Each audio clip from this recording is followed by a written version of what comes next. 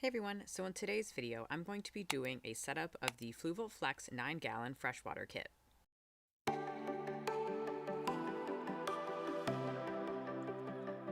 The first thing you're going to want to do is just put down the mat that came with the tank to protect your stand, and then you're going to place the tank right on top. The next thing you're going to do is wipe down the inside and outside of your fish tank. You can use a vinegar and water mixture, or you could just use plain water. I'm just using plain water for this one because it is a new tank. Once my tank is wiped down, I go ahead and add my substrate. I'm using the Supernatural's white sand, and you can really use whatever substrate you like. I'm just choosing sand because eventually I hope to live plant this tank, and looser substrate is easier for that. The next thing you're going to want to do is set up the built-in filter system. The filter comes with a sponge, some carbon inserts, and some Biomax inserts, which you want to pre-wash before adding them to your tank. Once everything is washed, you're going to want to add it into the foam compartment. The smaller cutout on top is for the carbon pouch, and the larger cutout on the bottom is for the Biomax inserts. It will take a little bit of wiggling to get it in, but you want that so there is a nice tight fit. Once everything is added, just slide the whole foam compartment into the middle section of the filter. The next step is building the rest of the filter, which is the pump and the tubing that brings the water into the filter compartment. All you have to do to connect the intake tube to the pump is simply screw it in. Next, just untwist the twist tie that is holding the cord together so you can add it into the right filter compartment. This is the one that has the large opening that allows the nozzle to connect to the tubing. Line the end of the tubing to the opening in the filter compartment. Then you can go ahead and attach the output from the other side. You're just going to want to screw these two pieces together. Once it is all connected and tight, you can go ahead and adjust the nozzle to be how you would like it. This here is a view of how everything should look once it is all connected. You will have some extra space in this compartment, and it is Fluval's intention for you to put your heater here as well, so I'm just sliding in my little mini heater right next to the filter. It just suction cups onto the side. Most heaters will attach the same way. It is crucial that when you're using a heater, you use a thermometer as well. Now that all the technical stuff of your tank is set up, you can go ahead and add your plants and decorations. Everything for this has been washed off screen. Now, although I did say I intended to live plant in this tank, I do, but I'm not adding my fish to this tank right away, so I decided in the meantime I'd have some fun with some extra vibrant and just kind of plastic ornaments that I had on hand, so it was a little fun to look at when it was empty. Once you have everything the way you like it, go ahead and add your water.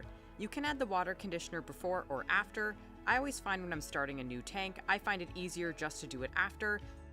My best tip to avoid stirring up your substrate, especially if you're using sand, is to pour it directly onto an ornament that is sturdy and won't be pushed around. As you can see, I am doing that here by pouring the water directly onto this large cave ornament. Now, if you don't have any large ornaments like this in your tank and you really don't want to disturb anything, one tip that I found is pour it directly into the filter compartment. Because there is water in the filter, because that's where the heater and the filter is, if you pour it directly into the hidden chamber, it will fill up the tank as well without coming in contact with any of your substrate, ornaments, plants, or anything else. Make sure you fill the water up to the honeycomb pattern on the tank. This pattern is supposed to make the water level less visible, so that's why you want to make sure that it's somewhere in that zone. Once your tank is full, you're going to want to add your water conditioner if you haven't already. The conditioner I'm using has a ratio of 1 milliliter per gallon, so I am adding 9 milliliters of water conditioner to the tank. Now, because you are setting up a tank for the first time, I highly recommend adding something called a bacteria starter. Basically, what this does is it adds some beneficial bacteria to your tank to kickstart the cycling process. You're going to want to go ahead and plug in your filter and your heater. Because the lights aren't connected yet, I'm going to wait to plug those in. Once those are plugged in, we can now start setting up those lights. Now, this tank's light bar is already connected, so you don't have to do anything with that. All you have to do is connect the power sources. Quickly untwist the twist tie that is holding the cords together. Then, all you have to do is connect the two parts of the lights together. They will connect very easily. All you have to do is push them together. Then, once your lights are all connected, you can go ahead and put the lid on your tank. There is a small opening in the back for all of the cords to slip out. Once your lid is on, you can go ahead and plug in your lights. Now, what lights you choose is entirely up to you. According to the box, there are over 80 different light combinations for you to choose from.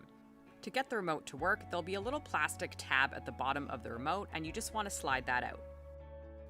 Now, because this tank operates by remote, you want to make sure that the top of the remote is facing the infrared sensor on the lid. If you try to control the tank from a really far distance or underneath the lid at an upward angle, it's not going to work. You want to make sure that you're close to the tank and that the tip of the remote, the little sensor on the top of the remote, is pointing directly at the infrared sensor, otherwise it will not register. So to give you a quick tutorial of this remote, basically the little power button with the W controls the white lights, and then the plus or minus basically dims and brightens the white lights. The RGB power button will allow the color lights to come on, and the plus or minus RGB lights will kind of brighten or dim each color button. So each button is a color, but then you can also brighten or dim that to be as bright as you want. The color lights you will not see if the white lights are on. So if you turn on the rainbow lights, turn off the white lights. Now, the cloud cover setting is honestly just a dim blue. It's not like anything super fancy. It's pretty much exactly the same as the blue lights. Then, of course, you have the little thunder cloud. Now, I personally would not use this if I had fish in my tank, but I'll show you what it looks like here.